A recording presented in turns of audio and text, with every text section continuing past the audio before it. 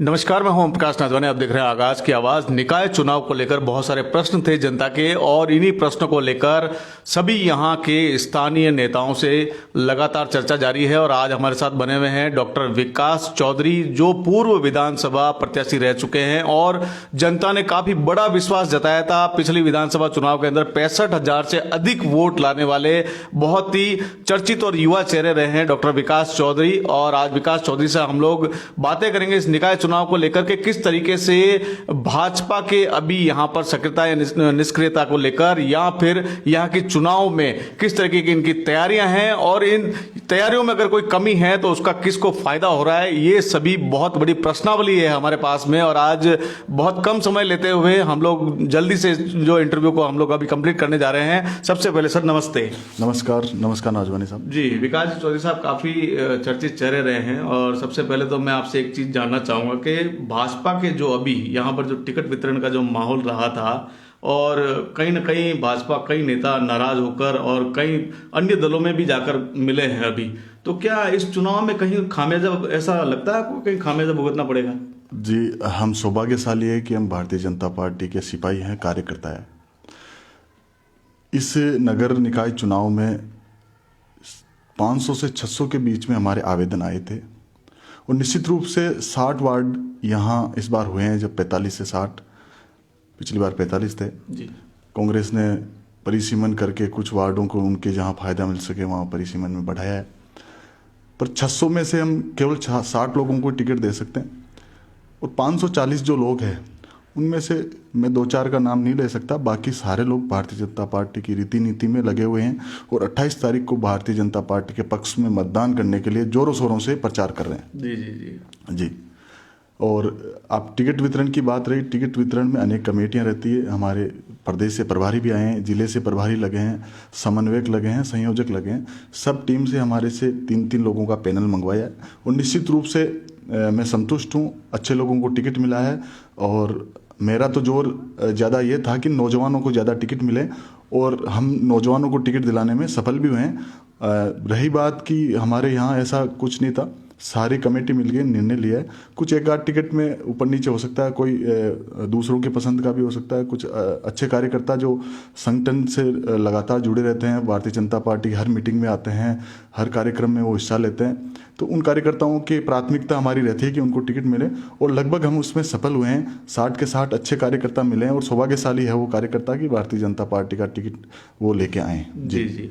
अच्छा, किशनगढ़ के अंदर अभी पूर्व के अंदर तो भारतीय जनता पार्टी का यहाँ पर सभापति कहें बोर्ड बना हुआ था, और इसके बाद में फिर जो है अभी वर्तमान एमएलए भी हैं यहाँ पर, विधायक महोदय। तो उनके कार्यकाल में क्या सर आप लगता है कि भाई इतने अच्छे काम हुए कि कहीं विपक्ष की भूमिका की आवश्यकता ही नहीं थी, और भारतीय जनता पार्टी ने विपक्ष की भूमिका अदा नहीं की? क्या इसका कारण ये तो कहीं नहीं है कि कहीं जो अभी वर्तमान विधायक है वो आने वाले समय में भाजपा वाले इंतजार कर रहे हैं उसका? देखो, भाजपा में सबका स्वागत है, किसी के रोकने से किसी को रोका नहीं जा सकता है। सामान्य से कार्यकर्ता से लेकर बड़े नेतृत्व तक भारतीय जनता पार्टी में जो भी आए उनका स्वागत पार्टी करती है। निश्चित रूप से मैं दावे के साथ कह सकता हूं कि 200 विधानसभा में यदि सबसे मजबूत विपक्ष के रूप में भारतीय जनता पार्टी यहाँ खड़ी है तो किशनगढ़ में खड़ी है जी। और मैं इसका सबूत दे सकता हूं कि पंचायती राज चुनाव में अभी हमने चुनाव लड़े हैं 36 जगह जी, और उनमें से 25 से ज़्यादा भारतीय जनता पार्टी की सीटें आई है। अराई में हमने बोर्ड भी बनाया है। तो निश्चित रूप से मैं दावे के साथ कह सकता हूं कि विधायक साहब ने 25 महीने में जनता को केवल झूठी आश्वासन देने के अलावा कुछ नहीं किया, कुछ वो कर नहीं पाए। और कोरोना काल में वो गायब रहे, क्या पता किस होटल में वो बैठे थे, अखबारों में चर्चाएं थी। एसओजी के उन पे मुकदमे दर्ज हुए हैं। राजस्थान की सबसे बड़ी जांच एजेंसी स्पेशल ऑपरेशन ग्रुप ने उनके खिलाफ एफआईआर दर्ज की है। आनंद फानन में वो 30-35 दिन यहाँ से गायब रहे। आज बिना भगवान भरोसे इस संगठन को छोड़ के गए। उस कोरोना काल में भी कोई लड़ रहा तो भारतीय जनता पार्टी के कार्यकर्ता लड़ रहे थे, और वही उत्साह है, क्योंकि कांग्रेस और उनके पास तो लगभग 2-4 लोगों के अलावा टिकट मांगने वाले नहीं थे। कांग्रेस और बीजेपी से जो कुछ असंतुष्ट थे उनको जबरदस्ती लोभ लालच देके उन्होंने बनाया। बाकी ये भ्रम है जो पंचायत राज में हमने तोड़ा था, और ये भ्रम आने वाले 28 तारीख को किशनगढ़ के सम्मानीय जनता उनका भ्रम तोड़ने जा रही है। जी जी। अच्छा, लाइट के जो बड़े हुए बिल थे, भारतीय जनता पार्टी ने सड़कों पर उतरकर जनता का साथ भी दिया और विभागों के अंदर भी आक्रोश जताया, कई ज्ञापन वगैरह भी दिए, और लेकिन अभी जो है चुनावी प्रचार में बहुत प्रलोभन वाले जो वादे कर रहे हैं, अभी अन्य दल भी वादे कर रहे हैं, तो उनके बारे में क्या कहना चाहेंगे कि सर जो जनता को वाकई रियली जो उनकी पीड़ा समझता है वो काम करने वाले पसंद है, या अभी प्रचार प्रसार को देखकर जनता कहीं भ्रमित होगी? देखो, जनता बड़ी समझदार है, जनता भ्रमित जरूर हुई है 25 महीने पहले, लेकिन इस बार जनता ने निर्णय ले लिया है। राजस्थान में जब 25 महीने पहले कांग्रेस की सरकार बनी, कांग्रेस ने नौजवानों को कहा कि आपको हम रोजगार भत्ता 3,500 रुपये महीने के देंगे। किसान भाइयों को कहा कि आपका सारा कर्जा, संपूर्ण कर्ज हम माफ करेंगे। आज लाइट के बिल ना केवल 2 महीने के बिल 1 महीने में आ रहे हैं, जो 2 महीने में बिल नहीं आता था उससे ज़्यादा 1 महीने में आ रहा है, और ये सरकार लूट खसोट में लगी हुई है। राजस्थान की कांग्रेस सरकार पूरी तरह फेल है, और उसी कांग्रेस सरकार का हिस्सा मानिए यहाँ के विधायक है, तो वो उनसे ज़्यादा फेलियर है क्योंकि वो अपना स्टैंड क्लियर नहीं कर पा रहे हैं। मैं नाजवानी साहब इस मंच के माध्यम से आपको कहना चाहता हूँ, आपके यूट्यूब चैनल के माध्यम से, आज 1 महीने पहले वो कांग्रेस के पूरे एनआई में टिकट बांटे, और ऐसा क्या हो गया कि 15 दिन पहले आप गहलोत साहब से मिलकर आओ और यहाँ अलग रणनीति बनाओ। मैं उनको कांग्रेस की बी टीम कहता हूँ, और ये वास्तविकता है, और जनता समझ चुकी है कि जहाँ जहाँ कांग्रेस को फायदा हो रहा है वहाँ उन्होंने कैंडिडेट नहीं उतारे, और जहाँ जहाँ बीजेपी को नुकसान कर सकते हैं वहाँ उन्होंने कैंडिडेट उतारे हैं। तो ये जनता का भ्रम जनता इनका तोड़ देगी, और 100% मैं दावे के साथ कह सकता हूँ ये खाली गुब्बारा है जो पुश होने वाला है। जी जी जी। अच्छा, दूसरा जो अहम एक प्रश्न था वो ये था कि भाजपा ने जो अभी टिकट वितरण का जो अभी यहाँ असंतोष रहा, और जितने भी कैंडिडेट जो असंतोष जताकर और उन्होंने दल परिवर्तित किया है, तो उन्होंने भी कहीं ऐसी विघटनकारी प्रवृत्तियों को जन्म दिया, कहीं हमारे जो वोटर्स थे भारतीय जनता पार्टी को उनको कहीं तोड़ने का ऐसा प्रयास किया, कहीं ऐसा लगता? मैं नहीं मानता ऐसा, क्योंकि भारतीय जनता पार्टी ने 60 के 60 अच्छे टिकट दिए। कुछ एक जगह थोड़ा सा कार्यकर्ताओं में असंतोष रहता है, क्योंकि बराबर के कार्यकर्ता 10 टिकट मांगते हैं तो 10 के 10 समकक्ष रहते हैं, वो उस लेवल पे रहते हैं। और आज 60 के 60 टिकटों का एक जातीय समीकरण, एक सोशल इंजीनियरिंग के बाद, सब समाजों का संतुलन करने के बाद, जिस वार्ड में जनरल है तो वहाँ जनरल, ऐसा सामंजस्य बैठा के हमने टिकटों का वितरण की पूरी कोशिश की है। कुछ लोगों को मन में लगा, उनको हम मनाने का पूरा प्रयास किया है। जो डैमेज था उसको हमने कंट्रोल कर लिया है ज़्यादा। और मैं तो ये दावे के साथ कह सकता हूँ कि जो वर्तमान विधायक ने जो कैंडिडेट उतारे उनके पास तो कैंडिडेट थे ही नहीं जी। कांग्रेस के लोगों को चुनाव लड़ाना चाह रहा तो कांग्रेस वाले उनको एक्सेप्ट नहीं कर रहे हैं जी जी। तो इसलिए उन्होंने एक एक कैंडिडेट जो हमारे 5-10 जो जितने भी नॉमिनेशन आए उन नॉमिनेशन वालों को, इनके लोगों को 2-4 लोगों को भेजा, बार बार फोन किया, ऐसा प्रलोभन देने की कोशिश की, लेकिन इनके झांसे में ज़्यादा लोग नहीं आए। और कुछ एक लिस्ट इन्होंने जो भी कांग्रेस या बीजेपी से कुछ टूट के आए उनको बनाने की कोशिश की है। मैं इनको यहाँ 0 अंक देता हूँ, क्योंकि यहाँ इनके दाल गलने वाली नहीं है। जी जी जी। अच्छा, इससे एक जुड़ा हुआ प्रश्न और है। अभी एसडीएम कार्यालय का जो मामला था, मंडल अध्यक्ष आप किशन जी बंग थे और एक 26 नंबर वार्ड का एक प्रत्याशी था, तो आक्रोश में आए और उन्होंने जो धक्का मुक्की की, हाथापाई की, और वो मामला काफ़ी सोशल मीडिया पे भी उछला था। पहले वो भारतीय जनता पार्टी से नाराज हुए थे, और अब जो वहाँ पर जो मामला दिखा एसडीएम कार्यालय में, उसके बाद में तुरंत ही दूसरे दिन जो है उन्होंने वहाँ से निर्दलीय से ताल ठोक दी वर्तमान विधायक के साथ में। तो उसके बारे में क्या बोलेंगे सर? देखो नाजवानी साहब, हम गांधी जी के विचारों से सहमत हैं, हम इस हिंसा पे विश्वास नहीं करते हैं। और मैं दावे के साथ कह सकता हूं कि हमारे 200 विधानसभा में जितने भी मंडल हैं, उन मंडलों में यदि किसी अध्यक्ष के रूप में किसी ने सबसे अच्छा काम किया है, और पूरा किशनगढ़ शहर कह सकता है कि किशन बंग जैसा कार्यकर्ता कहीं नहीं मिल सकता। ये सारा प्रायोजित था। पहले मीडिया वाले वहाँ खड़े थे, किशन जी बंग को ये प्रायोजित तरीके से, या वर्तमान विधायक का काम है, उनके साथ उसी समय उनकी फ़ोटो आई है, आप देख सकते हो सोशल मीडिया के साथ उनकी फ़ोटो है। तो मैं दावे के साथ कह सकता हूँ ये प्रायोजित तरीका था, लेकिन ये थप्पड़ किशन जी के नहीं लगा, ये थप्पड़ इन प्रायोजित करने वाले लोगों को लगा है। और निश्चित रूप से इस तरह की करते कि मैं कड़े शब्दों में निंदा करता हूं। भारतीय जनता पार्टी के कार्यकर्ताओं के भी हाथ पैर है, लेकिन हम इस विचारधारा पे विश्वास नहीं करते। हम लोग हाथ जोड़ के वोट मांगने वाले लोग हैं, ना कि केवल साजिश करके इस तरह के हथकंडे अपना के काम करने वाले लोगों को हम बिल्कुल बर्दाश्त नहीं करते हैं। और ये करते मैं सामाजिक दृष्टि से भी इसको अच्छा नहीं मानता। ये प्रायोजित तरीका था और पूरा का पूरा मैं विधायक सुरेश टांकपे इसको, क्योंकि उन्हीं के साथ उनकी फोटो थी, उन्होंने प्रायोजित करवाया, लेकिन वो थप्पड़ उन्हीं के लगेगा, मेरा मानना है। जी जी।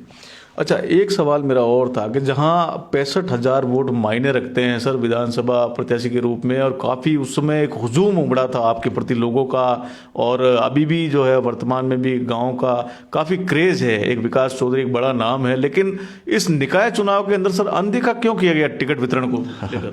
किसने कह दिया अनदेखा किया? हमने अच्छे कार्यकर्ताओं को टिकट दिलाने में हमने सफलता पाई है, और 60 के 60 टिकट हमारे हैं जी, कमल के फूल के हैं। मैं इस गुटबाजी में कतई विश्वास नहीं करता।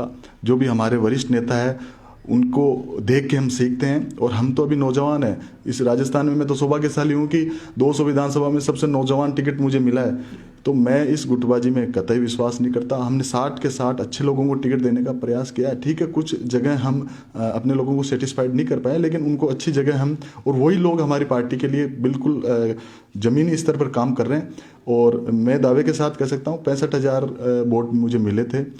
यहाँ कांग्रेस की जमानत जब्त हुई है, और यहाँ से पूर्व विधायक भी रहे हुए नाथुराम जी, उनके थोड़े वोट कम आने से थोड़ा हमारा समीकरण गड़बड़ा गया। बाकी हमने 35% वोट सफिशिएंट लिए थे जी। कुछ अंतर था, कुछ एंटी इनकम्बेंसी थी। मैं भी नया था, अब मैं लोगों से जुड़ा हुआ हूँ। ग्रामीण क्षेत्र में इसका रिजल्ट अभी आपने चुनाव में देखा होगा, हम प्रचंड बहुमत से भाजपा जीत के आई है, और वो का वही हाल नगर निकाय में होने वाला है। और नगर निकाय में मैंने बहुत मेहनत की है। लॉकडाउन में पूरे जब कोरोना काल में था, तब ये विधायक कहीं नजर नहीं आ रहे थे, हम थे। और मैं तो इस मंच के माध्यम से कहना चाहता हूँ, जब कोरोना काल में हम लोगों के घर आटा, दाल, नमक, तेल पहुँचा रहे थे, उस समय ये विधायक और इस विधायक का बेटा शराब परोस रहा था, बीड़ी तंबाकू बेच रहे थे। ये ऐसे लोग जो अपना खुद का पेट भरने आए, इन लोगों पे भ्रष्टाचार के आरोप लगे हैं। 35 करोड़ 50 करोड़ कोई कह रहे हैं बिके हैं। तो ऐसे लोग क्या इस शहर का भला कर सकते हैं? अपने केवल कुछ बोलने से या करने से कुछ नहीं है। जनता देख चुकी है। हमारे बड़े लोग कहते थे भाई पूत के पैर पालने में दिख जाते हैं। इनके 25 महीने का कार्यकाल बताता है कि आज तक का सबसे असफल विधायक ये बना है। और नौजवान हताश इसलिए है कि नौजवानों को आशा थी कि नौजवान पहली बार आया है, अपनी फीलिंग समझेगा, अपने विचार समझेगा, अपनी भावनाओं करेगा, स्पोर्ट्स को आगे बढ़ाएगा। कई तरीके की योजनाएं हैं जो इस योजनाओं को इम्प्लीमेंट हम किशनगढ़ में करते हैं, लेकिन समय अब नज़दीक है। आने वाले समय में हम बहुत मजबूती से चुनाव लड़ने जा रहे हैं, और ये नगर निकाय बड़े अंतर से हम जीतने जा रहे हैं। जी जी जी। अच्छा, कहीं आपको ऐसा लगता है कि विकास चौधरी एक बहुत ही फेमस नाम है, तो आपकी प्रतिस्पर्धा में आप ऐसा कौन सा दल मानते हैं कि विकास चौधरी आने वाले विधानसभा चुनाव को लेकर? मैं एक बहुत महत्वपूर्ण प्रश्न पूछ रहा हूं, क्योंकि मैं जब तक अभी सोशल मीडिया हम लोग रीड कर रहे हैं, आप बहुत सारे गांवों में जाते हैं, बहुत सारे आयोजनों में युवाओं के बीच, युवा सोच के बीच जा रहे हैं, और बहुत बड़ा हुजूम जो है देखने को मिल रहा है सोशल मीडिया पर। और आने वाले समय के अंदर विपक्ष का ये कहना है, निर्दलीय कि हम लोग भाजपा से आगे होकर आएंगे और विकास चौधरी दूर दूर तक नहीं दिखेगा। तो ऐसा कुछ डर है सर आपको? देखिए, ये भविष्य के घर में मैं इस चीज़ में नहीं जाने वाला। हम मेहनत करने वाले लोग हैं, और मैं आज दावे के साथ कह सकता हूं कि ना केवल पूरा अजमेर ज़िला, हमारे से संपर्क में पूरे राजस्थान के नौजवान हैं, और नौजवानों में उत्साह है। और मेरे से कल अभी भी विद्यार्थी परिषद के मेरे पुराने साथी मिले थे। अभी भी विद्यार्थी परिषद के काफ़ी लोगों को हमने टिकट दिलाने में सफलता पाई है। तो उनको एक उनकी उम्मीद जगी है कि यार आप संघर्ष करोगे, सही रास्ते पे चलोगे, और आप विचलित नहीं होंगे। क्योंकि देखो, रास्ते में कठिनाइयाँ खूब आई है, मेरे भी आ रही है, रोज़ नई कठिनाई आती है, लेकिन हमारे को विचलित नहीं होना है। मैं तो नौजवानों को यही संदेश देना चाहता हूँ कि आप अपने रास्ते पे विचलित नहीं हो, सतत चलते रहो, आपको सफलता जरूर मिलेगी। और ये क्योंकि नौजवानों में उत्साह है कि यार आप मेहनत करोगे, आप एक लक्ष्य तय करोगे, तो आपको सफलता जरूर मिलेगी। और इसका जीता जागता उदाहरण उनके बीच में विकास चौधरी। आज सारे नौजवान छात्र नेताओं में ऐसा माहौल है, वो तैयारी करने लगे हैं कि हम ईमानदारी से काम करेंगे, अपना विजन तय करेंगे, और अच्छे से आप इस क्षेत्र में पेट जमाएंगे अपने क्षेत्र में, तो निश्चित रूप से जनता आज नहीं कल एक्सेप्ट करेगी। और आज मैं दावे के साथ कह सकता हूँ 25 महीने बाद इस जनता का भरपूर प्यार ग्रामीण क्षेत्र के साथ साथ शहरी क्षेत्र में मुझे मिल रहा है। और मैं तो सौभाग्यशाली हूँ कि जनता एक युवा नेता के रूप में मुझे पसंद करती है। अपने मुंह मियाँ मिट्टू बनना तो दूर की बात है, लेकिन नौजवान बड़ा मेरे से मिलने आते हैं, बड़े खुश होते हैं, साथ रहते हैं, और मैं भी उनकी फीलिंग को समझता हूँ, क्योंकि एक नौजवान की फीलिंग को समझ सकता है। और हम तो विवेकानंद जी के विचारों वाले आदमी हैं। और विवेकानंद जी तो हमेशा ये कहते थे कि भाई जब तक आपको लक्ष्य प्राप्त नहीं हो तब तक आपको रुकना नहीं है। तो हम रुकने वाले नहीं है इन लोगों से जो ये भ्रम फैला रहे हैं कि विकास आसपास दिखेगा नहीं। विकास तो भारतीय जनता पार्टी का विजन है, हर जगह विकास चाहती है। मैं तो कहता हूँ भाजपा ही विकास है। जी जी। और सबका साथ, सबका विकास, सबका विश्वास हमारा ध्येय है। मोदी जी ने हमारे को लक्ष्य दिया है। मैं कहना चाहता हूँ आज मोदी जी की योजनाएं जो पूरे न केवल इस देश में बल्कि पूरे विश्व पटल पे इस भारत को मजबूती देने का काम कर रही है। जी। वसुंधरा जी ने 2003 से 8 में और 13 से 18 में जो काम किया, ये प्रदेश एक बीमारू प्रदेश की श्रेणी में आता था। महिलाओं के सशक्तिकरण से लेकर युवाओं को कितना उन्होंने अप्रिशिएट करके उनको आशीर्वाद दिया है। और किसानों के कर्ज माफी किए उन्होंने, उनके लाइट के बिल माफ किए थे। आज लाइट के बिल देखो, किसान की कमर टूटी हुई है। और केवल विकास पे कोई विश्वास करती है तो भाजपा विश्वास करती है। और मेरा मानना है कि ये जो भ्रम फैला रहे हैं कि विकास आसपास नहीं है, तो विकास तो सदैव रहेगा और किशनगढ़ में रहेगा। जी जी जी जी। अच्छा, एक मेरा महत्वपूर्ण सवाल, आज लाइव चला रहा हूं मैं और अपने जीवन में पत्रकारिता क्षेत्र में और उससे पहले भी मैंने मोस्टली देखा है कि राजनीतिक जब तक कार्यकाल चलता है तभी नेता जो है फील्ड में नजर आते हैं। और जनता का एक सवाल निकल के आया था कि जनता ने ये पूछा कि विकास चौधरी को ऐसी कौन सी घुट्टी पिलाई गई है जो अभी सत्ता में भी नहीं है और पूर्व विधानसभा प्रत्याशी थे, लेकिन अभी भी लगातार जनता के बीच में जा रहे हैं, जनता से मिल रहे हैं, पार्टी के लिए भागदौड़ कर रहे हैं, लेकिन क्या उनको कोई पार्टी से कोई बड़ा फंड आ रहा है या कोई भगवान ने कोई ऊपर से कोई बरसात कर दी है पैसों की? तो ये सवाल सीधा मैं विकास जी से कर। जी सर। ये सर सबसे एक शब्द में इस सवाल का जवाब दे सकता हूँ, ये मेरा दृढ़ निश्चय है। और कई लोगों को मुझ पे आशाएं हैं कि ये कुछ कर सकता है, ये हमारे क्षेत्र को आगे बढ़ा सकता है, ये नौजवानों की सुन सकता है, ये गरीब की पीड़ा समझ सकता है, ये गांव गरीब किसान का कल्याण ये कर सकता है। इसलिए मुझे उनकी भी पीड़ा है। और मैं इस क्षेत्र को, जो क्षेत्र नाम बड़ा होगा, व्यापारिक दृष्टि से बड़ा है, लेकिन अभी बुनियादी ज़रूरत यहाँ काफ़ी है। उन बुनियादी ज़रूरतों को कोई कर सकता है तो उनको लगता है कि उनका बेटा विकास कर सकता है। और जहाँ भी मैं जाता हूँ तो संख्या बल मेरे कंधे पे हाथ रखता है, बुजुर्ग मेरे सर पे आशीर्वाद देते हैं, नौजवान मेरे हाथ मिला के ऐसा जोश भर देते हैं कि मैं रुक नहीं पा रहा हूँ। और मैं दावे के साथ कह सकता हूँ भगवान का आशीर्वाद रहा, ईश्वर का, महादेव जी का आशीर्वाद रहा तो हम रुकेंगे नहीं और सतत काम करेंगे। और मेरा तो पारिवारिक पृष्ठभूमि राजनीति से ज़्यादा नहीं रही है, लेकिन मेरा एक लक्ष्य है कि लोग कहें कि यार एक अच्छा नेता आया था जिसने वास्तव में काम किया है। और मैं सौभाग्यशाली इसलिए हूँ कि मैं एक सामान्य परिवार से आके यहाँ इतनी बड़ी जगह संघर्ष कर रहा हूँ और संघर्ष बड़े बड़े लोगों से कर रहा हूँ। और केवल ये जनता का ही प्यार है जो मुझे यहाँ बनाए के रख रहा है। मैं अपने आप को इस्टेब्लिश कर रहा हूँ, यहाँ अपने आप को खड़े रख पा रहा हूँ और निरंतर मुझे हौसला देता है। जब मैं कभी परेशान हुआ रहता हूँ तो मैं मेरे फील्ड में निकल जाता हूँ, लोगों के बीच में बैठता हूँ, उनका सुख दर्द मैं साझा करता हूँ, बांटता हूँ, तो मुझे वापस एक एनर्जी आ जाती है। तो वो एनर्जी उन लोगों का प्यार है। और आज आप मेरे फेसबुक पेज पे लगभग 10,000 फोटो मैंने आज तक शेयर कर दिए। वो बहुत बड़ी बात है, पूरे राजस्थान में लोगों की नहीं होगी, लेकिन वो लोगों का प्यार ही है जो मुझे उनसे जोड़े रखता है। और निश्चित रूप से मैं सत्ता को किसी प्रकार का इस प्रकार का ध्येय लेके नहीं आया हूँ कि मुझे एक कोई साधन बनाना है। साधन बनाना होता तो मैं भी चुनाव हारने के बाद मैंने यहाँ प्रेस की थी, पीसी के बाद मैंने कहा भाई आप लोगों का, आज मेरा 25 महीने पहले का पीसी देख लो आप, उसमें मैंने ये कहा था कि जनता ने जो आशीर्वाद दिया, 65,000 वोट मेरे लिए बहुत बड़ी बात है। हम तो 60,000 मान रहे थे भाई 60,000 में हम अच्छा कर जाएंगे, लेकिन 65,000 से ज़्यादा वोट मिले।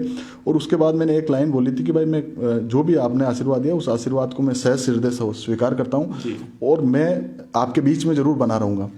और आज पूरा शहर, गाँव तो कह ही रहे हैं, गाँव वालों ने तो आशीर्वाद दिया, शहर भी कह रहा था कि आदमी अच्छा है, पढ़ा लिखा आदमी है, इसके पास विजन है और ये दूरदृष्टि वाला आदमी है। और इस पूरे अजमेर ज़िले में जो वैक्यूम है लीडरशिप का, मैं तो नौजवानों को कहता हूँ कि ये अच्छा फील्ड है, इसमें आए, आपका अच्छा विजन लेके आए। ये चिंदी चोरी वाला और वो काम यहाँ चलेगा नहीं। यदि आप झूठ बोलोगे तो लंबा नहीं चलोगे। आप टांग से आप झूठ बोलिए तो आज उनकी गति खराब है, तो झूठ बोल के राजनीति में लंबा नहीं चला जाता। आप सच बोलोगे थोड़ा अगले को बुरा लगेगा, लेकिन आप लंबा चल सकते हो। इसलिए मैं तो ये ध्येय लेके आया हूँ कि मुझे इस दृढ़ निश्चय के साथ यहाँ काम करना है, मजबूती से काम करना है। और लोग मेरे तरफ उंगली करके कहे कि यार बहुत अच्छा आदमी है, बहुत अच्छा काम करता है, बहुत अच्छा नेता है और आगे सबके मुंह से ही निकलता आगे जाएगा, तो वो मुझे एक विश्वास देता है, एनर्जी देता है। उस एनर्जी के साथ हम आगे बढ़ रहे हैं। अच्छा, पंचायती चुनाव जो CRDR चुनाव थे उसके अंदर बहुमत था भाजपा के पास में, लेकिन फिर भी जो है तख्ता पलट हो गया।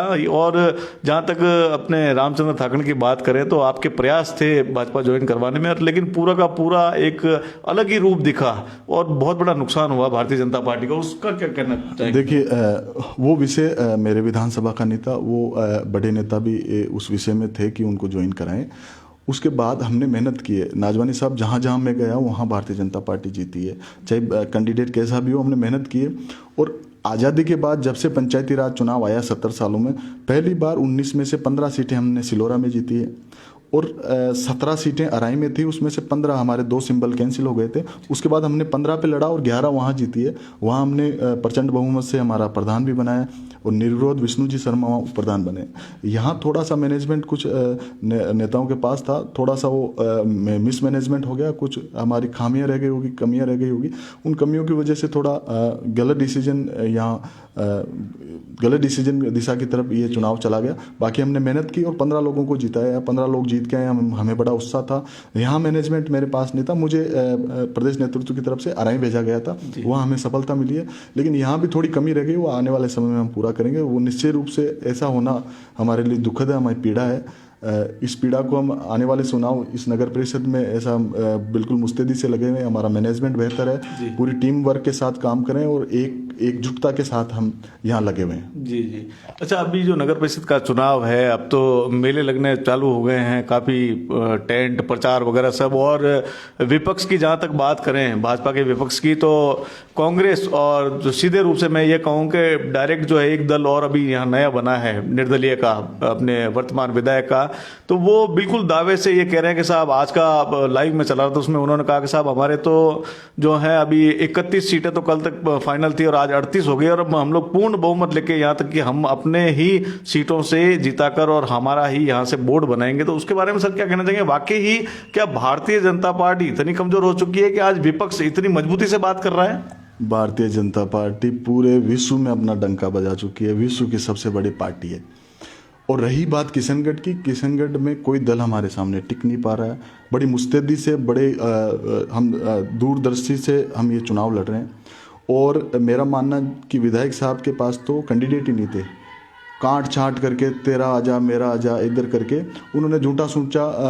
उनको पता था भाई कांग्रेस से हम कैंडिडेट अभी अराई में लड़ाए थे, हमारी क्या गति हुई है, उनकी बहुत दुर्गति हुई है। 2-3 लोग जीते हैं, वो भी प्रशासन का सहारा लेके उन्होंने काम किया है। यहाँ भी प्रशासन का सहारा लेके कुछ लोगों को ऐसे सिंबल दिलाने का प्रयास किया है, इस सरकारी मशीनरी का दुरुपयोग किया उन्होंने। बाकी मैं ईमानदारी से बता रहा हूँ, उनका भ्रम टूटने वाला 28 तारीख को। जनता उनको नकार चुकी है और हमारी गाँव की भाषा में कहते हैं कि काट के हांडी बार बार नहीं चढ़ती है, तो वो चढ़ने वाली नहीं है। दूसरी बात, कांग्रेस तो विधानसभा में भी यहाँ ख़त्म था, क्योंकि विधानसभा में भी ज़्यादा वोट मिले नहीं थे, जमानत जब्त हुई थी और उनके दूसरे कैंडिडेट थे, उनकी भी जमानत जब्त हुई थी। हम तो बड़े मजबूती से उनको दौड़ा रहे हैं कि आप काम करो, आपको बैठने नहीं देंगे। आप 35 दिन भाग गए तो भी उनको एहसास करा दिया कि आप काम करने के बहाने आए हो, लेकिन बिल्कुल फेल साबित हुए हैं। कभी एक आदमी अपनी जगह टिक नहीं पाता है जी। तो मैं नहीं मानता उसका कोई भविष्य यहाँ है, या किशनगढ़ में भी उनका भविष्य है। किशनगढ़ में सारे महाजन उनको नकार चुके हैं, सारे लोगों को परेशान किया है। ज़मीनों के ज़बरदस्ती, कोई बेचारे दुकान चला रहे हैं, उन पे ज़बरदस्ती स्टे लेके आ रहे हैं, कोई ज़मीन ले, हर आदमी को टारगेट बना के काम करें। राजनीति में मैं नहीं समझता कि आपका कोई विपक्षी हो तो उसको आप डायरेक्ट टारगेट करो। दोनों बाप बेटे फ़ोन करते हैं कि ये गलत आदमी है, सही आदमी है, ऐसे ज़बरदस्ती उनको उनके साथ अलग तरीके का व्यवहार करते हैं, पुलिस प्रशासन से उनको दबाते हैं। मैं नहीं समझता, आज से पहले भी कोई विधायक रहे हैं, चाहे मेरे पक्ष के रहे, चाहे विपक्ष के रहे, इस तरह की राजनीति लंबी नहीं चलती। और आप अपने विपक्षियों को आप अपना बनाने की कोशिश करो, आप उनको टॉर्चर करके या उन पे प्रेशर करके आप कितने दिन राजनीति करोगे? ये ज़्यादा लंबी नहीं चलने वाली। दोनों बाप बेटे जिस प्रकार से लगे हुए हैं, दोनों भूमाफिया बने हुए हैं। आप दारू का, शराब का आप पूरे देख लो, आप किन के पास शराब के ठेके हैं, रात को 10-10 बजे तक खुले रहते हैं। तो ये शहर शांतिप्रिय शहर है। इस शहर को आप किस दिशा में लेना चाहते हैं? व्यापार ही करना चाह रहे हैं तो व्यापार कर लेते हैं, आप राजनीति में क्यों आए हो? तो मेरा मानना है वो बुरी तरह फेल है, हताश है। और उस हताशा का ही नतीजा है कि कांग्रेस छोड़ के अब कांग्रेस के वो सदस्य हैं, आप बिना सो गलत के वो कोई काम कर सकते हैं क्या? केवल वो कांग्रेस की बी टीम बन के काम कर रहे हैं। जहाँ कांग्रेस को फायदा है वहाँ वो सेफ है, और जहाँ जहाँ बीजेपी को नुकसान पहुँचा रहे हैं, मैं नहीं मानता उनकी 1-2 सीट, क्योंकि निर्दलीय पहले भी 8-10 जीतते हैं, पिछली बार भी 7 निर्दलीय थे, और 7-8 निर्दलीय आ जाए तो कोई बड़ी बात नहीं 60 सीटों में। तो भ्रम फैला के मैं नहीं मानता उनकी खुद की पर्सनल कोई सीट आएगी। बुरी तरह वो हताश है।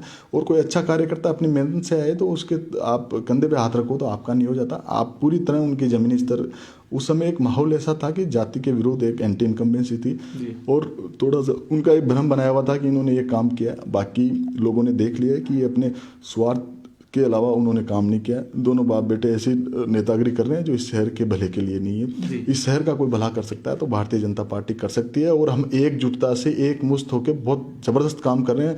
जगह जगह सैलाब है। हम 3-4 दिन से लगातार कार्यालय के उद्घाटन में, आज भी हमारा शाम को शहर में रोड शो है। बहुत ज़बरदस्त भीड़ यहाँ आ रही है और लोगों का मानस है, क्योंकि 25 साल बाद यहाँ 25 साल तक शहर में बीजेपी का बोर्ड रहा, लेकिन आज तक एंटी इनकम्बेंसी देखने को नहीं मिली, क्योंकि उनको पता है कि शहर का भला भारतीय जनता पार्टी कर सकती है। और भारतीय जनता पार्टी का नाजवानी साहब प्रचंड बहुमत के साथ बोर्ड बनने जा रहा है। मैं इस मंच के माध्यम से कर दूंगा, आप 31 तारीख को इस इंटरव्यू को आप वापस देख लेना। प्रचंड बहुमत के साथ अच्छे से हम बोर्ड बना रहे हैं और ये जो भरम है ये जल्दी टूटने वाला है। लगभग कितनी सीटें मानते हैं सर आप?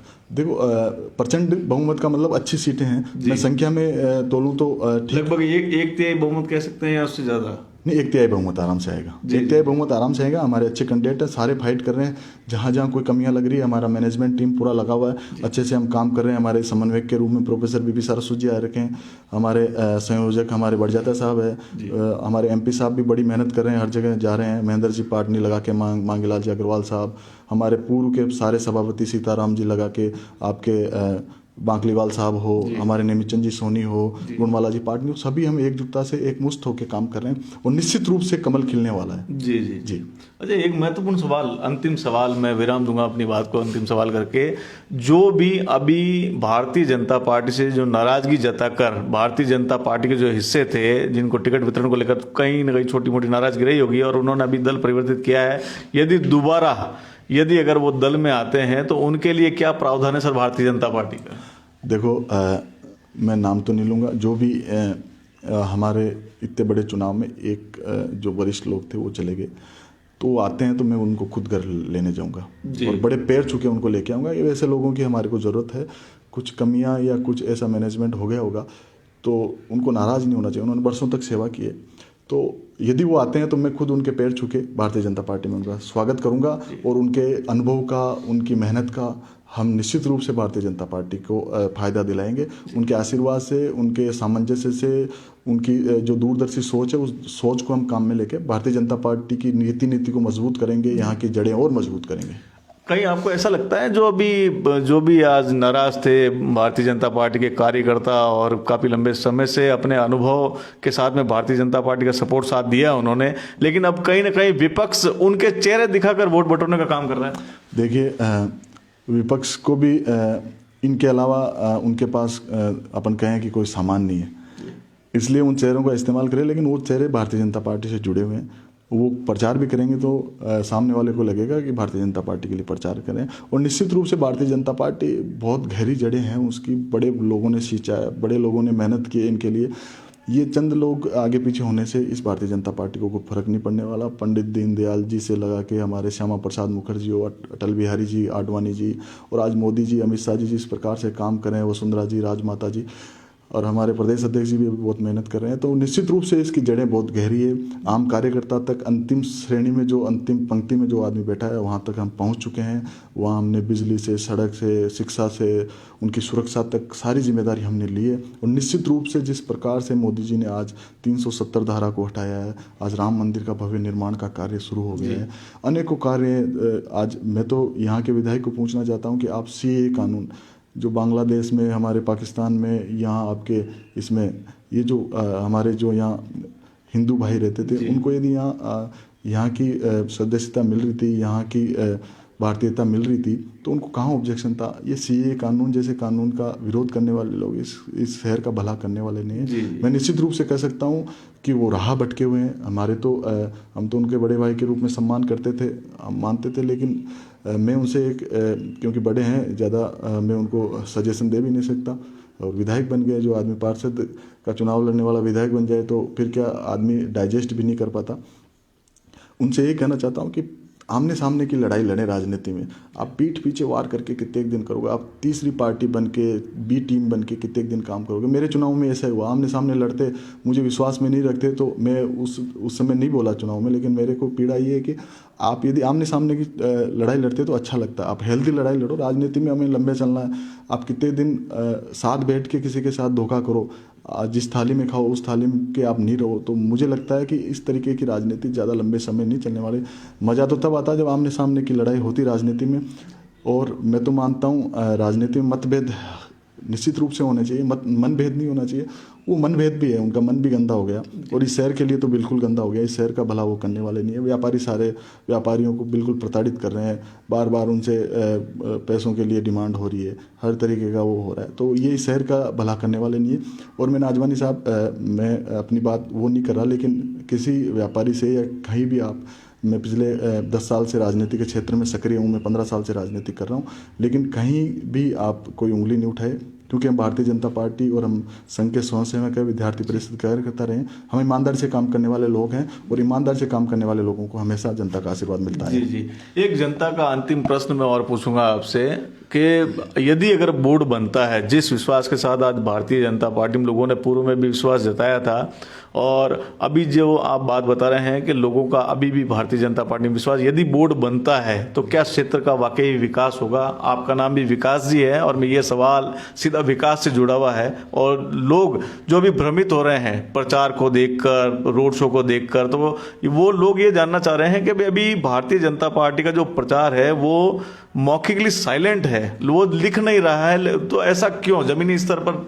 देखिए, भाजपा में ही विकास है और विकास में ही भाजपा है। किशनगढ़ भाजपा बिन अधूरा है और किशनगढ़ नगर की जनता भी ये जानती है कि भाजपा बिना कुछ भी है। निश्चित रूप से प्रचंड बहुमत के साथ ये बनेगा।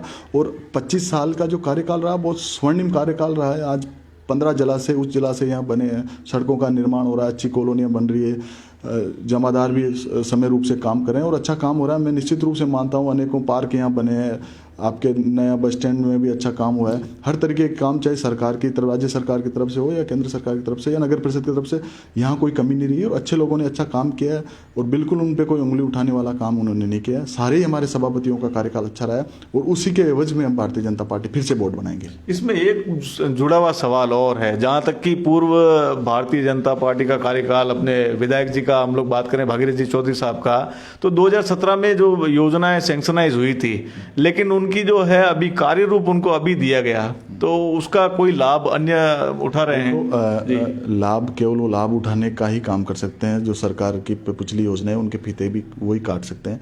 बाकी उनकी तरफ से बजट का 1 रुपया लगाओ तो बताओ। आज मैं पूछना चाहता हूँ, तो मुख्य चौराहे पे उसमें जो लाइट लगवाई है, क्या हुआ उस लाइट का? उससे बढ़िया तो गरीब के कोई 2 मकान बनते या गरीबों की कोई सहायता होती या व्यापारियों के लिए और कोई सुविधा की बात होती, कहाँ ट्रैक बन जाता, यहाँ स्टेडियम बना, वो अच्छा बन जाता। उन्होंने केवल लोग दिखावे। और मैं तो आप इस मीडिया के माध्यम से भी कहना चाहता हूँ, मीडिया में आप अच्छे लोग हो, लेकिन कुछ लोग इस चौथे स्तंभ को बड़ा नुकसान पहुंचा रहे हैं। इस चौथे स्तंभ को एक बिकाऊ छवि हो गई। आप क्या लिख रहे हैं? आप अखबारों में देखो किस तरीके की भाषा का इस्तेमाल हो रहा है।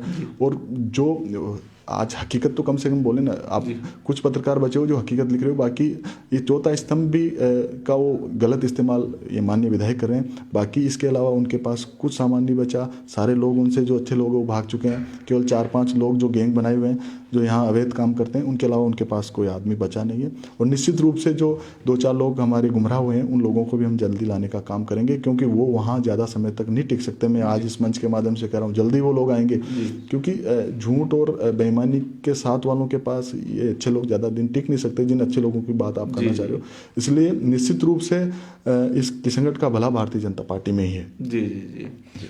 तो अंतिम इस बात को यहीं हम लोग विराम देंगे। और बहुत अच्छे प्रश्नों के साथ में यहाँ पर डॉक्टर विकास चौधरी के यहाँ जवाब रहे, और जनता से जितने भी जुड़े हुए, चाहे निकाय को लेकर थे, चाहे किशनगढ़ के हित को लेकर थे, ये सारे सवालों के जवाब आज विकास जी चौधरी साहब ने दिए हैं और विपक्ष की भूमिका लगातार अदा करते हैं। और आज भी इन्होंने बड़ी निडरता और निष्पक्षता के साथ में वर्तमान यहाँ कार्यकाल को लेकर काफ़ी सारे प्रश्न उठाए हैं, और यही प्रश्न ऐतिहासिक रहेंगे विषय। और इसी उम्मीद के साथ मैं कहना चाहूँगा, एक प्रश्न लास्ट अंतिम में पूछ लेता हूँ, मुझे हंसी आ गई इस बात पे।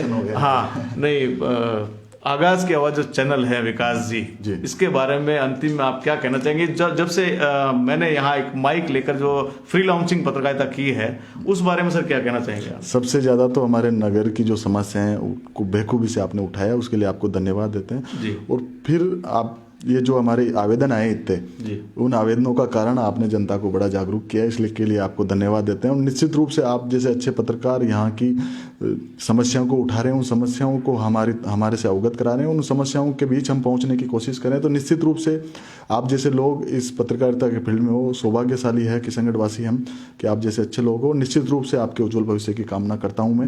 और आने वाला समय वैसे टेक्नोलॉजी का, नौजवानों के साथ साथ टेक्नोलॉजी का ज़माना है, सोशल मीडिया का ज़माना है, आप अच्छे से काम करो। निश्चित रूप से आप जैसे लोग इस किशनगढ़ के भाग्य विधाता है। जी जी, बहुत बहुत धन्यवाद आपको समय देने के लिए जी।